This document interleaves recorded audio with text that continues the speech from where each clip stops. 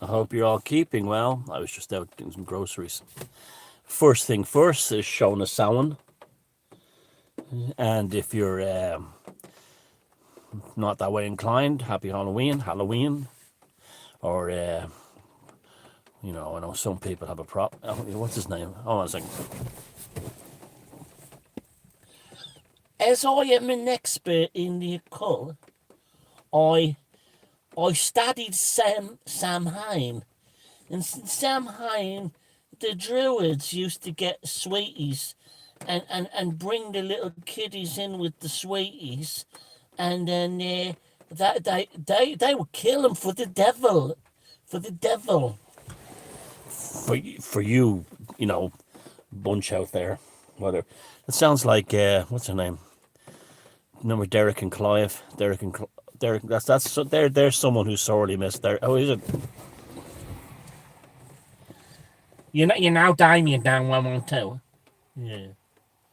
Well, I went over there last week. Went over there last week, and there was the fucking Fulham fucking Tottenham fucking match on the fucking TV. Fifth round FA Cup fucking thing. Yeah. And I walk in, I got a fucking shock. Did you, mate? Yeah, I got a fucking shock. Damien was wearing a fucking black fucking cape, and he was sacrificing these fucking kids, and he cutting the fucking kids up. And I said, what the fuck is going on here? I thought we were going to watch the fucking fifth round FA Cup match with fucking Tottenham and Fulham. And he goes, you fucking cunt, you don't know it's my fucking religious holiday. And he goes, what? It's fucking Samhain, fucking. I says, what kind of fucking religion? He says, what the fuck? Are you fucking killing the fucking kids? What kind of fucking religion is that? And he goes, well, I bring them over here with fucking sweets and fucking candies.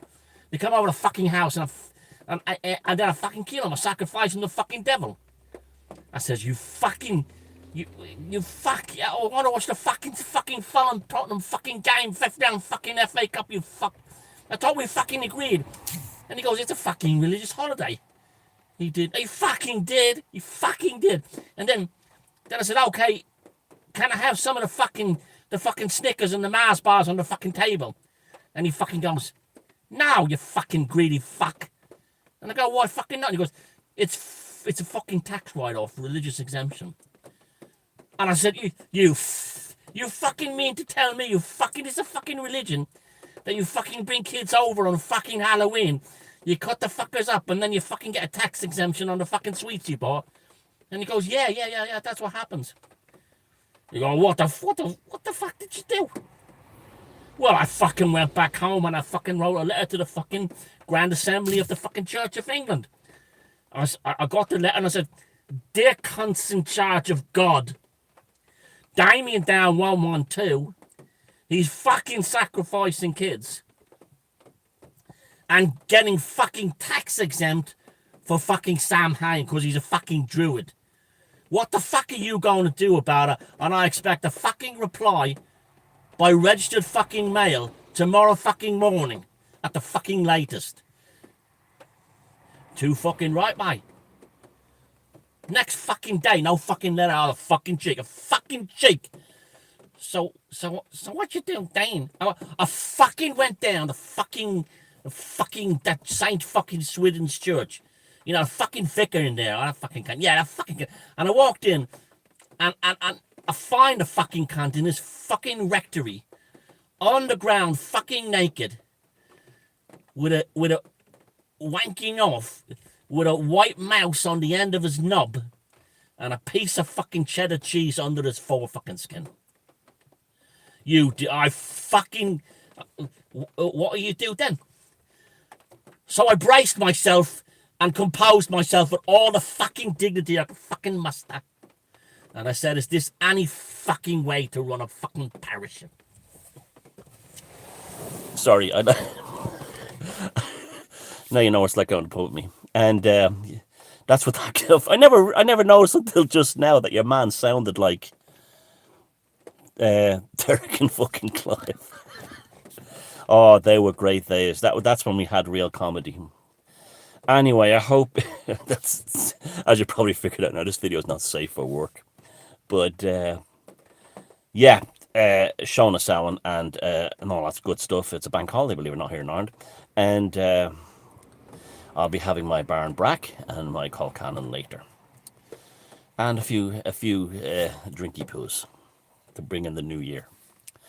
This is the Celtic New Year, in case you don't know, and this is when I make my resolutions for the new year. I don't do them at the traditional New Year, and you should never ever tell anyone your resolutions for what your plans are for the year, because that's the same as telling someone a magic spell. You give it away and you curse it. So any resolutions you make on any kind of feast day, whether it be the Celtic New Year today, Samhain, or in the future at the traditional New Year's Day in the West, you don't tell anyone about them. That's why they fail, because you told someone about them. You always keep them secret. So yeah, I hope you're all keeping well. I'm in a good mood today. I had a great night's sleep last night. Always feels good. And you know the lady Sarah that I had on Beyond Room 313, Mondanini, she she thanked me by doing something lovely. She put together a gigantic and comprehensive Velocity of Now playing playlist going back right 9 years. I'll put the link in the video description, and I'll also pin it as the first comment. So you have 9 years of what you just heard, the opening of this video, and every and more besides, to look forward to or to be shocked by, whatever. Anyway, it's all that. Thank you, Sarah, for that. It was a lovely thing you did, and that's very sweet actually. And thanks for subscribing to our channel. And her video got over 4,000 views, and around 4,000 views in like 24 hours, which was fantastic for someone doing their first interview. So I'm delighted for her and her channel. So yeah, I mean, I was just watching, you know, I told you I watched lots of gangster films during the lockdown. And these local bottle washers who are running the WEF stuff for us, I'm convinced that they're not going to be, you know, that shit hits the fan. They've been all been told. Remember I said that they'll have a little space for them, you know, you'll be safe down in like a little island somewhere. I have a feeling that when the day comes, they will get you know, they'll be swimming with the fishes. But you said I could come with you. Remember that film, the original version of When Worlds Collide, where the old rich guy wants to go on the plane and the guy holds him back in his wheelchair and says, nah, let the young people go. And he's going, I am the most important man in the world in America. And he doesn't get to go. That was that's what it'll be. They're all smoking full of themselves now. When the shit hits the fan, like the senior civil servants will be told, yeah, don't worry, your pension is safe. And then the day comes, now your pension is good too. But we served you. Did you ever, speaking of serving you, did you ever see that creepy video of Larry King off camera interviewing Bill Clinton? And he's saying, you know, going out in 150 countries, something like that, amazing. And he goes, yeah, Bill Clinton's the usual zombie that he's not when he's not activated for an interview, Slick Willie. And he goes, my boss is a big, you know, is a big fan of yours, big fan. He'd like to serve you. Know what I mean? Is that so? Yeah. He's a great guy to work for. He wants to serve you. And you're like watching this and going, is this a scene out of a film or something? But it's one of those things where like you could actually make a satire or make a movie about these things that are going on now. And then when it all comes true down the road, people say, how did you know that? Because it's happening right in front of our eyes. You know, of course the normies and the NPCs don't see it, but it's happening right in front of our eyes. It's just amazing. But that one's unbelievable, because that's like a real insight to how the world really works. Ted Turner wanting to serve Bill Clinton, and it's just amazing, incredible stuff. And this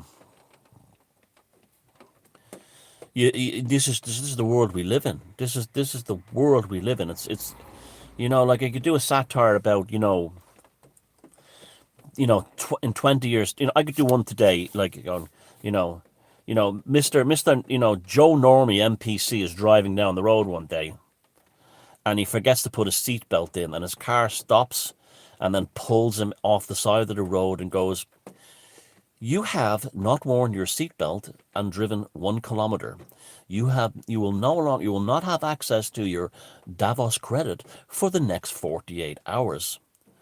And he's trying to contact but no, I need the money to pay for my kid's operation, the Davos credits. And he goes, it puts him on waiting on hold, and "Hello, what can I do for you?" And he goes, I forgot to put on my seatbelt, and I badly need the credits. Can I speak to someone in charge? "I am the automated Indian voice. What do you want?"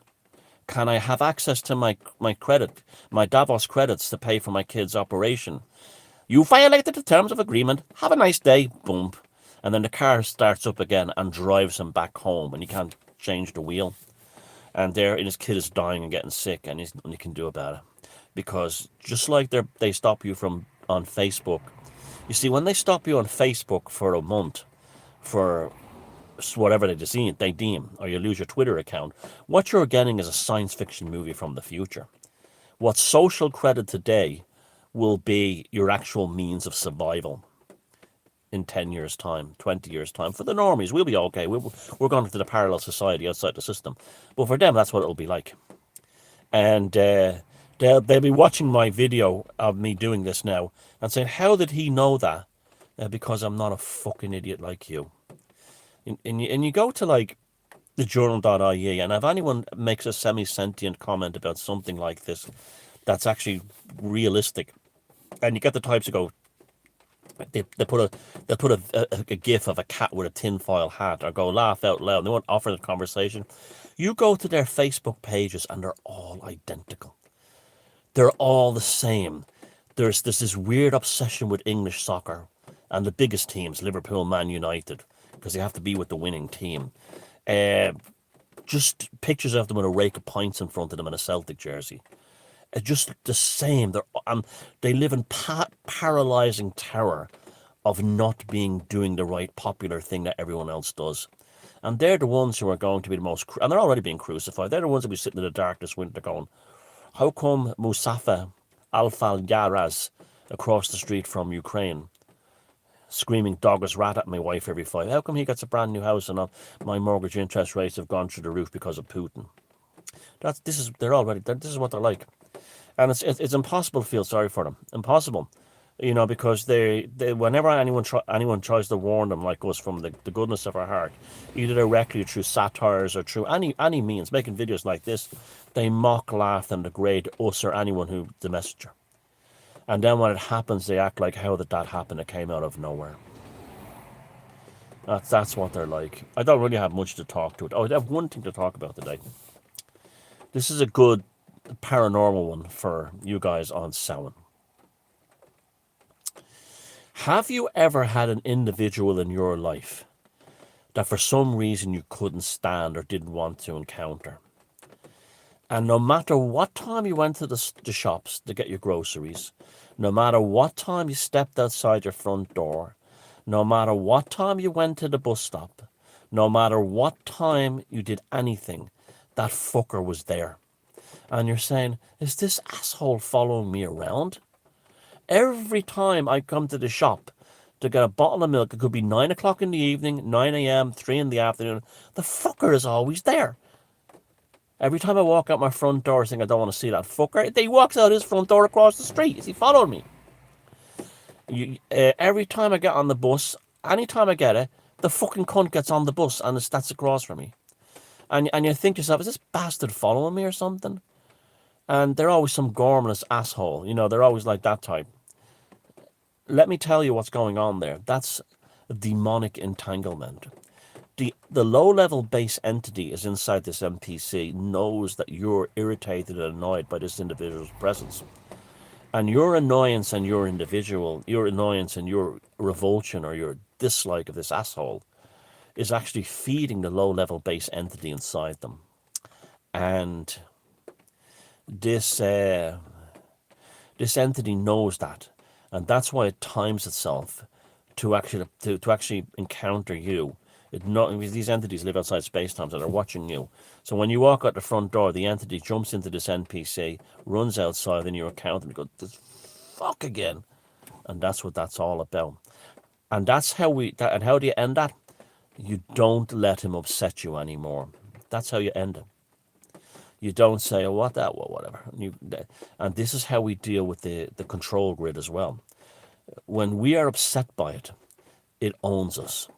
When we are not upset by it, it has less effect upon us. Not just emotionally or spiritually, but also in the terms of things happening to us. It piling its shit upon us. And that's the biggest part of the parallel society, is to disengage from it, from having a personal relationship with it. That's why it's so important not to vote anymore. That's why it's so important not to call politicians by their first name. That's why it's so important not to sit down and watch the evening news every night. I only get my media because it shows up on my Facebook feed or whatever, but otherwise I wouldn't know what's going on in the world, and I don't get upset about it. I just casually look at it. And that's good. That's interesting. Maybe there's something talking about. So remember, that's you disengage, and then you remove the demonic entanglement. I guarantee you, every last one of you will be saying, "Jesus, that fucking Thomas Sheridan is right." And he turn to his wife and go, "Do you remember that asshole that was always there when we went to the fucking Super Value or to Tesco's, and we couldn't stand the fucking sight of him." And there you go. Yeah, that's what that was all about. So remember that. That's a very valuable life lesson I'm giving you going forward on this Samhain. Another one is working from home. The Irish newspaper, this might be indicative, unfortunately, of a lockdown coming, another lockdown. But the Irish media today was filled with stories about the benefits of working at home. And they show someone with a laptop on a beach. You know, those kinds of things, or someone at home. And she's got a soccer mom she's got one hand on a laptop like this, and the other hand, she's like spooning food to her baby with a contented smile on her face, right? I've been telling you for years, the working from home, unless you've got a disabled family member or something, or else you're working for yourself. I'm talking about you work for a corporation and they send you home when you're working from home. It's a fucking horrible thing. I know some people know, but I don't. I think there's something wrong with them. They must have. They're lucky. Working from home is just a scam that corporations use. There's a couple of reasons for it. The primary one is that you're paying their utility bills instead of them having to heat an office. Instead of you having to heat an office.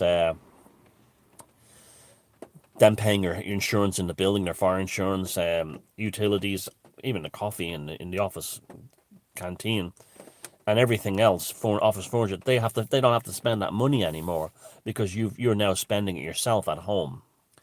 You're spending the money. You're paying their utility bills, and with the electricity rates coming, they're going to going up. These corporations are going to make sure you're going to be at home somehow, lockdown somehow, maybe an energy lockdown if it's not a pandemic lockdown. Scamdemic. And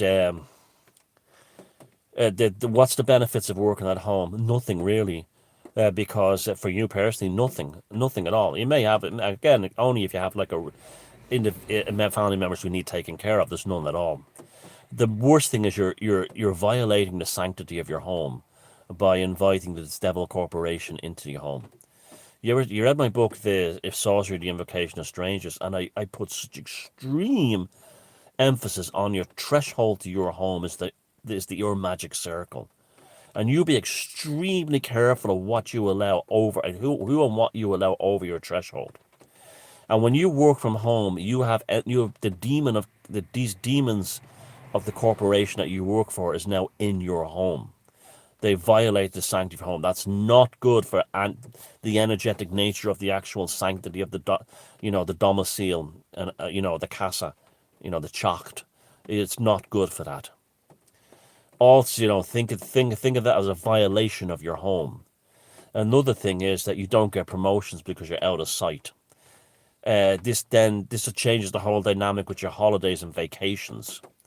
It's like, what you on a holiday for? You're at home all the time, so you get less vacation this year. If you do go on vacation, it's already been established that there's no demarcation line between work hours and off hours.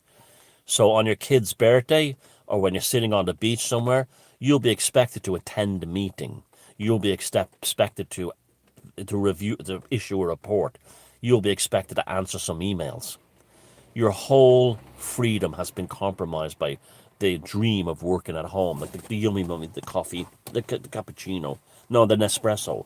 And she's there with a laptop and a big smile on her face and her kids behind her, pictures behind. No, it's not like that at all. It's a fucking horror. And then it leads to divorce because couples are often, that's like literally, how they deal with they stop their marriage, they keep their marriage going by not one of them working, both of them working. And when it comes to fire you, out of the blue one day you'll get an email saying, your services are no longer needed anymore. Thank you, Dickhead Wanker Corporation, Human Resources Department. And they think they're going, and so there's something, watch out for that one. The Irish media, I don't know how it is in your country, but the Irish media today is flooded with the benefits of working from home stories. And that suggests a lockdown perhaps of some kind, most likely an energy lockdown because of their obsession with protecting the Azov battalions, Nazi battalions in Ukraine. So, Shona Sawan, sanguine gnosis, have a beautiful day, and I'm off for the Baker Barn Brack, and then later on to make some concannon. And remember, if you're making concannon, you have to sing the song, oh, you did, Joe, you did, so did she, and so did I. And the more I think about it, sure, the nearer I'm to cry. Oh, wasn't that such happy days when... and all the joy we got when our mother cooked concannon in the little skillet pot. Love you all.